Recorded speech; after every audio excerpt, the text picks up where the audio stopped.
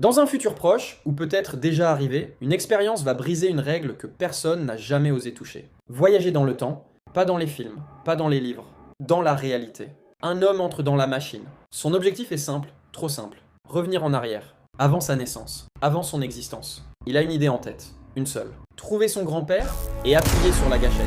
Silence. Le coup part, son grand-père tombe, et là, tout bascule. Parce qu'à cet instant précis, quelque chose d'impossible se produit. Si son grand-père meurt, son père ne naît jamais.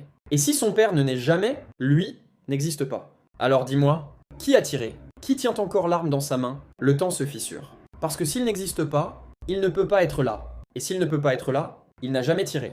Donc son grand-père est vivant. Mais si son grand-père est vivant, alors il naît. Et s'il naît, il revient dans le passé. Et il tire. Encore, une boucle. Sans début, sans fin. Tu vois le piège? Tu crois contrôler le temps, mais c'est le temps qui t'enferme.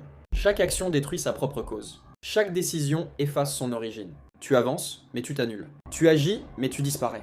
C'est ça, le paradoxe du grand-père. Une guerre entre deux vérités. Tu es là, et tu ne devrais pas être là.